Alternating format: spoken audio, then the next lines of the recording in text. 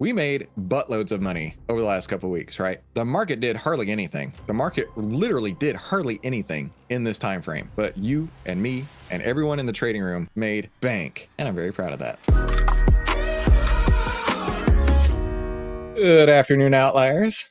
Apologies for my tardiness. I was having a special live stream over on another channel, but you know what? I'm super stoked to be here with you. And I'm super duper stoked to see what's going on in the market. It is absolutely gangbusters in the other direction, as most people would normally trade. So I'm super glad to be here. Dave is here. Jorn is here. Good afternoon, all. Getting awfully close to shorting. Yeah, that's right. Good afternoon, Donna. Glad you made it. Hey, Randy. Peter is here. The Bears are running the house. Big Bears. Brian says, happy Friday, everybody. Michael, greetings and salutations. He made time to stop cracking necks and cashing checks to join us today. Thank you, Tony Soprano, for coming and joining us. Alex, good to see you. Dave says, yes, it is, Jorn. Okay, so let's jump into this and let's chat about this, right? Now, I sent a message over on the Discord earlier, and I said, I love seeing headlines like this, especially if only they had Outlier. They would have made their money and be out of the market just like we did, right? The S&P 500 falls 1% on Friday, heads for the worst week in a year on tech selling and weak jobs report. Nah, ain't worried about it. Good to see you, Jean-Louis. You know why I'm not worried about it? And I was looking at this earlier today. We made buttloads of money over the last couple of weeks, right? The market did hardly anything. The market literally did hardly anything in this time frame. But you and me and everyone in the trading room made bank. And I'm very proud of that. I hope you are too. Because we started trading on August 19th. We started getting the signals. We started having the master keys show us that it's time to start going long. And we got these signals. And in the span of like 10 days, we had crazy returns. In fact, let me pull up my slides. This was the slides I was just showing earlier in the other live stream. So this is the returns that I had in the last 2 weeks, right? How crazy is that?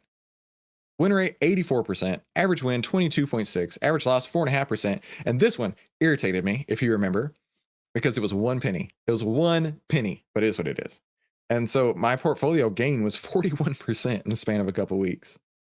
That's how it should be, right? This is how trading should be, where you look at it and you see way more greens than you do reds, and the reds are much smaller than all the greens. This is how trading should be. So I am beyond stoked for how this is going to go. Randy says, I even got out of some long-term positions. Exactly. And Outlier had that sell signal on the SPY. Oh, what day was that? That was just yesterday, right? Give it a moment to log over there. There we go.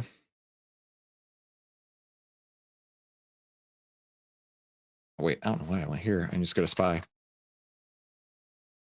Yeah, it was just a couple days ago. We had the sell signal on the SPY, and then kaput, goodbye.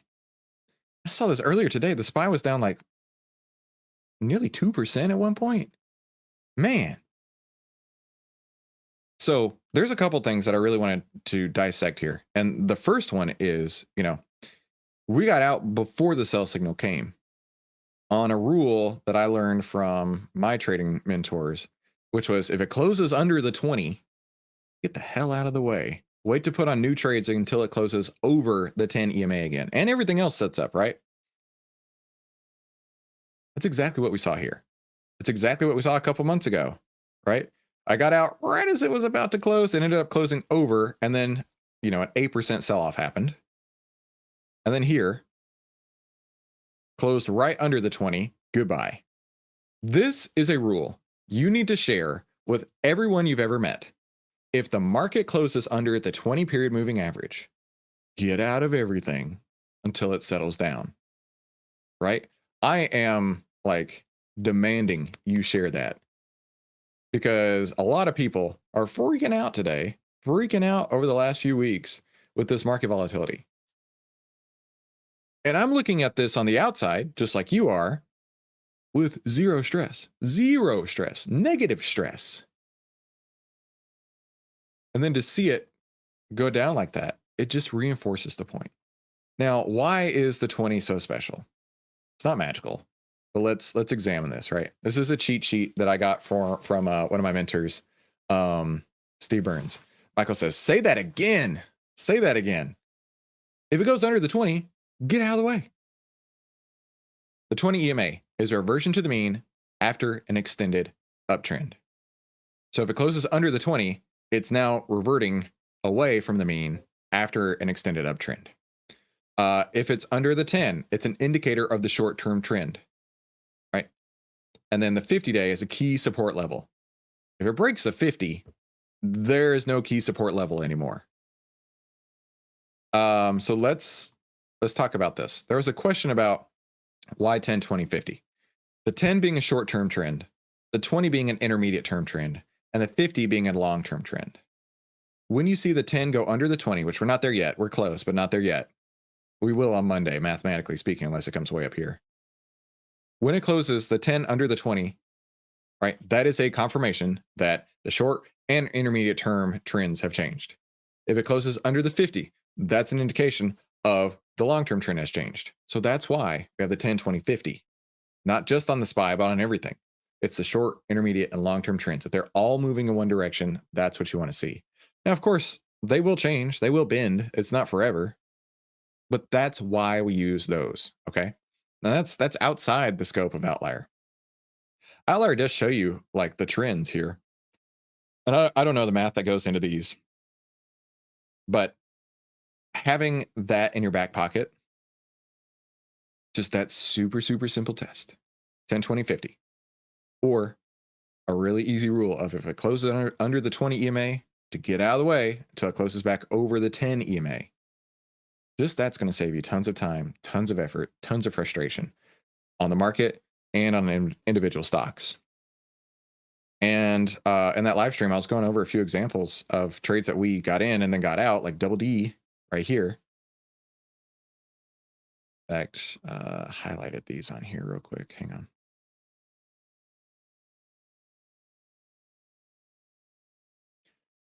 Double D, 22% gain. XLB, 26% gain. And Scene, a 34% gain. And we nearly hit the top on every one of these, right? It's not just where you get in, but it's more importantly where you get out. And these are the rules that we follow, right? You don't have to, but I would encourage you to. I would say if you're not following these rules, that you're asking for trouble. And it's really cool because we're using the Outlier data, we're using technicals, we're combining everything together to get a holistic perspective on what's going on in the market.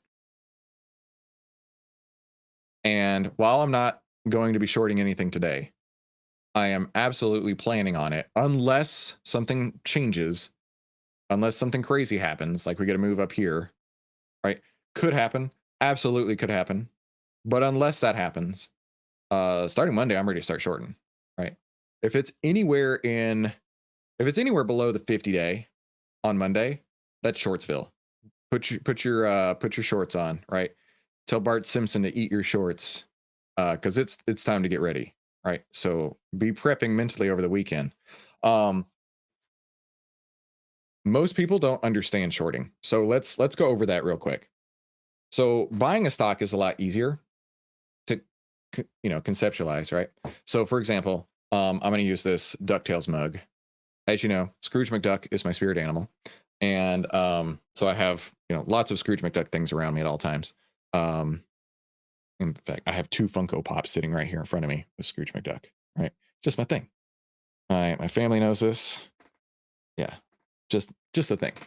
So imagine I buy this incredible DuckTales mug full of very cold coffee, and I want to hold it until it goes up in value, right? Maybe the DuckTales franchise becomes super popular, and this mug that maybe costs $10 goes up to $20. Well, awesome, right? I would love to sell you this mug, right? It's gone up in value. Here you go. I'll sell this to you for 10 bucks extra. I'll keep the profit. The opposite is true when you're shorting. And this gets a bit complicated. So follow along, ask questions if you have any. Let's say that Michael owns this DuckTales mug. And I'm like, Michael, can I borrow that real quick? He's like, yeah, sure. So I go out and I sell it, right? I go sell it to somebody else for 20 bucks. And they give me that $20, right? And then a few weeks goes by, and then DuckTales as a value just plummets, right? And then people are like, oh, I don't want this DuckTales mug, but I've already taken $20. I'm like, hey, you know what, dude? I need to give that DuckTales mug back to Michael. So here's the mug. Here's 10 bucks. Thank you for letting me borrow it. And now I've got $10 in profit. I can give Michael the mug back, and I've got $10 in profit. So it definitely is, it's a different concept. But by trading options, it's hellaciously easier. Tug, glad you're here. When I say it's easier, because buying calls, they go up in value as the price of the stock goes up. Buying puts go up in value as the price of the stock goes down. Y'all have probably heard this story before, but when I was working a day job, and I was in the office, and some people were having a conversation about Deutsche Bank. And one of them said, hey, if you feel so strongly that Deutsche Bank is going to go down, why don't you go out and buy puts on it? And in fact, let's go to Deutsche Bank, DB. So let's say that I wanted to buy puts on Deutsche Bank because I think it's going to go down. I wouldn't in this case, but let's just say hypothetical, right? I was sitting in the office and I overheard this conversation. And I thought back to business school because I got, undergraduate degree in management and MBA in finance. And I was like, puts, man, it's been years since I've heard puts. Let me go research that. And I was one of those nerds that kept all of my textbooks, every single one of them. And I had them all lined up on my desk. And I pull out my finance textbook. In fact, I could probably find it here real quick. In fact, why don't I do that? Why don't I do that? Give me a second here. Pull the green screen down. Wow, behind the curtains like Wizard of Oz. I have all my textbooks down here. This is all my trading books, personal development books, Dan Brown books. I have an autographed Dan Brown book I'm pretty proud of. Anyway, was it this book? No. 3 seconds while I find the book.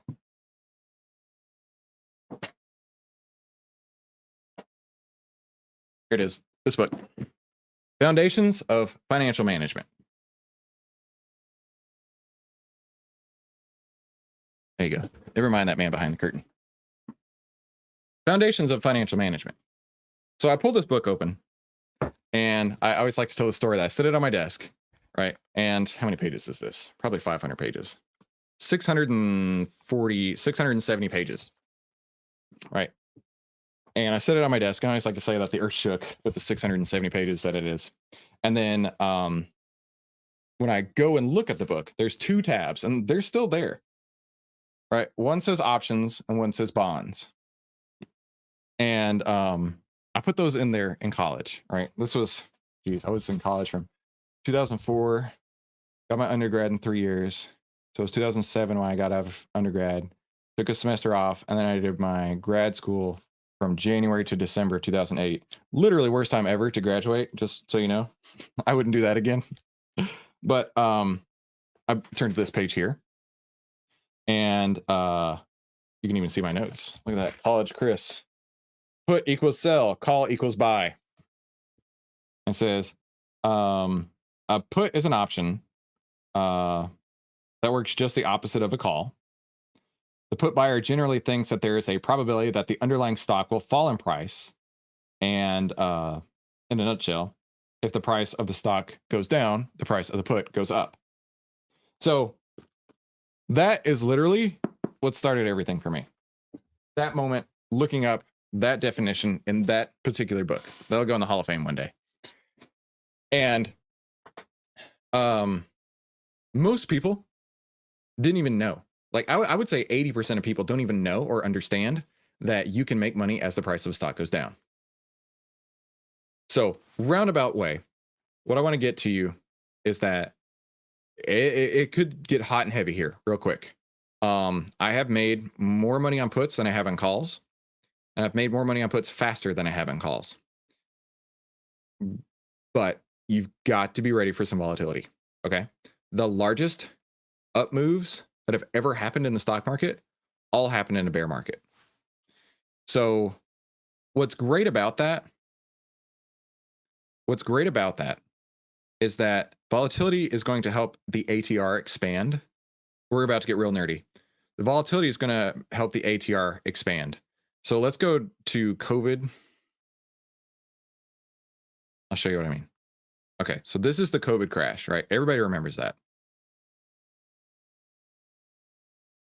Stocks went down top to bottom 35% in the span of 23 trading days. That's ugly.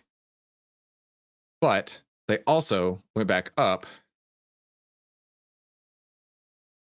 30% in the span of 15 days. Okay. So it went down 35% and then back up 30%.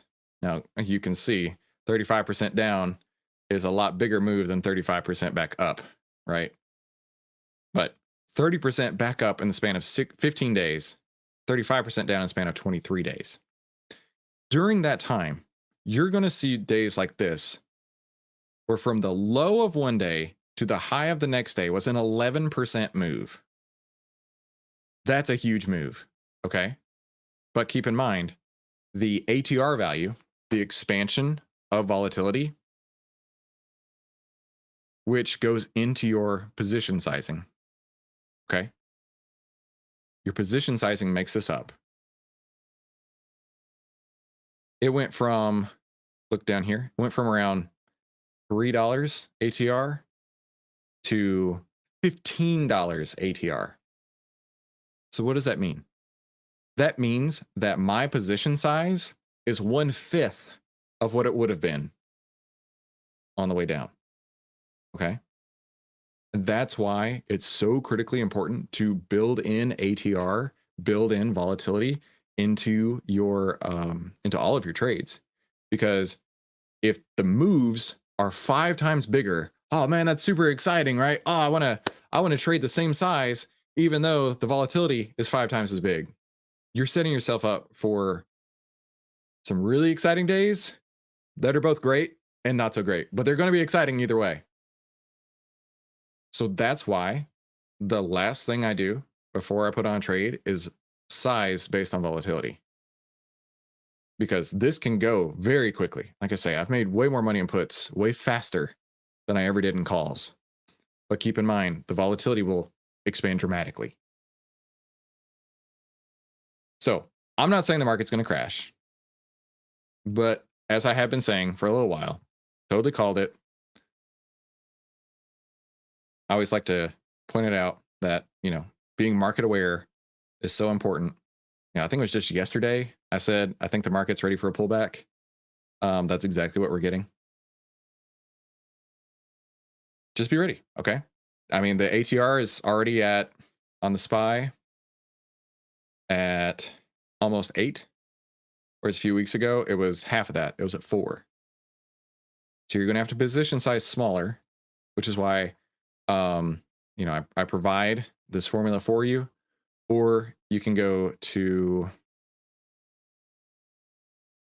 inside the Discord, the VIP Investors Toolkit, download the power scanner right here.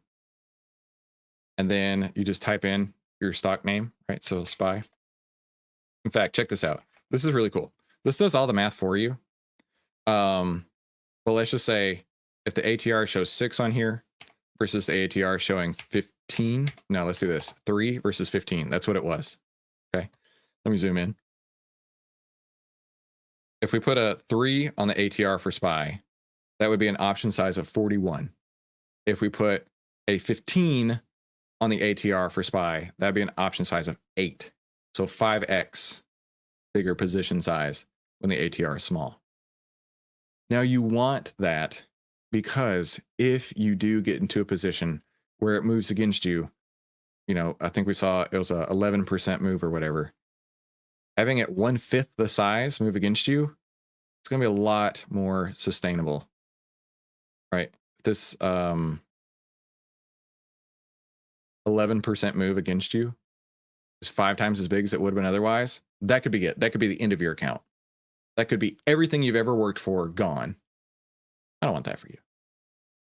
So position sizing correctly is going to be very, very, very crucial, even more than it was previously.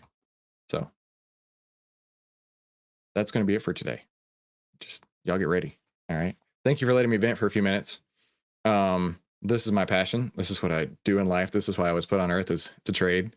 And now, with Outlier, I can see incredible returns, and I can show you those incredible returns, and you can show your family those incredible returns, and you can show your friends those incredible returns, and they can have those incredible returns. At one point in time, I was holding a contest that I called a wealth ripple effect. And I firmly believe that that's why I put it on earth, is to create the wealth ripple effect. Because the more money I make, the more money you make. And the more money you make, maybe that's enough to send your kid to college, right? Maybe you weren't going to be able to before, but now you can. And now that your kid went to college, maybe they went to medical school. And maybe they went to medical school to be a heart doctor. And then maybe one day I have a heart attack, and your kid, who wasn't going to be able to go to college, who now can, who went to medical school, and is now a heart doctor, saves my life. And allows me to stay around longer for my children. That's the wealth ripple effect that I'm talking about, right? And it's not about, saving my life, but it's about what you can do for your family and what that can mean overall. And I'm super stoked about this. This is so cool. So thank you all so much for coming to today's trading room. We didn't cover all that much, but at the same time, we covered a ton. So thank you all for coming. Really, really, really excited about next week. Don't lose too much sleep. But I'll see you right back here on Monday. Have a fantastic weekend. Thanks again so much for being an outlier, and we'll talk soon.